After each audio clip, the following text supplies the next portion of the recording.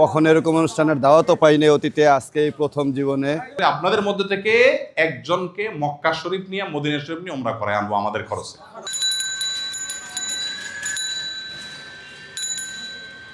প্রতিদিন কাকডাকা ভরে যাত্রীর খোঁজে রিক্সা নিয়ে বের হন রিক্সা চালক ভাইয়েরা। কিন্তু 5ই ডিসেম্বর শুক্রবার তারা কাজে যাবে না, কারণ 5ই ডিসেম্বর আসুন্না শীতাতপ নিয়ন্ত্রিত অডিটোরিয়ামের বিশেষ অতিথি তারা। আসুন্না ফাউন্ডেশন রিক্সা চালক ভাইদের জন্য আয়োজন করেছে জীবনমান উন্নয়নের এক বিশেষ কর্মশালা। সময়ের আগেই ঢাকা শহরের বিভিন্ন প্রান্ত থেকে তারা আসতে থাকেন ফাউন্ডেশনের আফতাবনগর অফিসে। সংখ্যায় তারা 500 জন। তাদের চোখে মুখে উচ্ছ্বাস আর আনন্দের অভিব্যক্তি, কারণ জীবনমান উন্নয়নের এমন চমৎকার আয়োজনে খুব কম সময় তাদের ডাক পড়ে।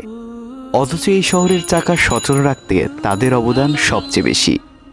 প্রবেশপথে ভেরিফিকেশন শেষে তাদের গলায় পরিয়ে দেওয়া হয় আইডি কার্ড। এরপর সকালের নাস্তা গরু খিচুড়ি।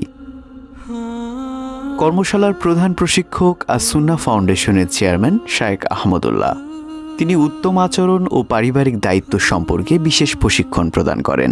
স্ত্রীকে কখনো তুই তুকারি করবো, এত কষ্ট করে রান্নার পরে যদি বলেন কি রান্না করছো, এটা কি খাওয়ার উপযুক্ত, বেচারি কষ্ট পায় কি পায় না। আপনি রিক্সা চালা আসেন, প্যাসেঞ্জার যদি বলে ভাই কি রিক্সা চালান আপনি, আপনার রিক্সা চলে শান্তি পেলেন, আপনার কাছে ভালো লাগবে? খাঁটি অন্তরে তওবা করবেন, কখনো স্ত্রীর গায়ে হাত তুলবেন না। রিক্সা চালকদের স্বাস্থ্য ঝুঁকি ও তা থেকে উত্তরণের উপায় নিয়ে প্রাণবন্ত একটি সেশন গ্রহণ করেন জাতীয় হৃদরোগ ইনস্টিটিউট ও হাসপাতালের সহকারী অধ্যাপক ডাক্তার আশরাফুল আলম সুমন।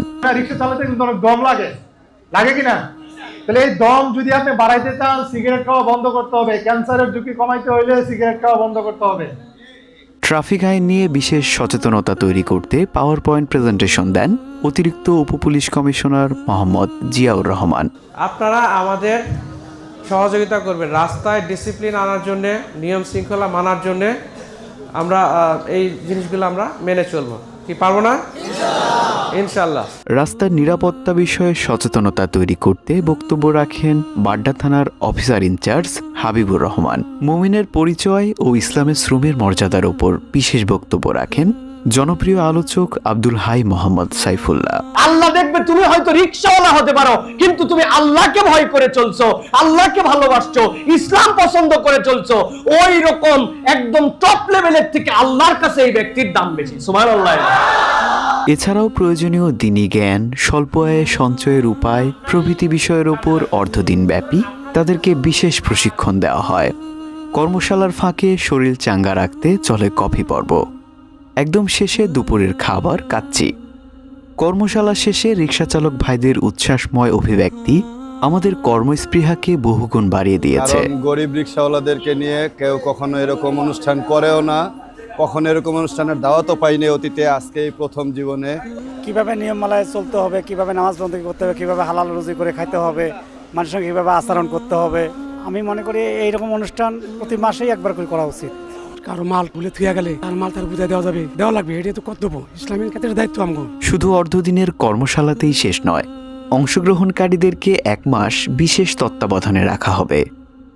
প্রশিক্ষণের বিষয়ের ওপর যারা ভালো ফলাফল করতে পারবেন তাদের ভেতর থেকে সেরা একজনকে উমরা এবং অন্যান্যদেরকে বিশেষ উপহার দেওয়া হবে। যারা 5 ওয়াক্ত নামাজ ঠিকমতো পড়বে, যারা রিক্সা চালাতে গিয়ে মুস্কি হাসবে, মানুষকে সালাম দিবে, এই কাজগুলো যারা করবে, এবং যারা অন্যদেরকে লিড দিয়ে অন্যদেরকে নিয়ে কাজগুলো করবে, আগায় আসবে, এই মানুষগুলোর মধ্যে থেকে বাছাই করে একজন একজন করে আপনাদের মধ্যে থেকে একজনকে মক্কা শরীফ নিয়ে মদিনা শরীফ নিয়ে উমরা করে আনবো আমাদের খরচে। পেশাভিত্তিক কর্মশালা যাত্রা রিক্সা চালক ভাইদের মাধ্যমে শুরু হলো। ধীরে ধীরে ডাক্তার, ইঞ্জিনিয়ার, ব্যবসায়ী, ছাত্র, শিক্ষক ও অন্যান্য পেশাজীবীদের জীবনমান উন্নয়নে আমাদের এই কর্মশালা অব্যাহত থাকবে ইনশাআল্লাহ।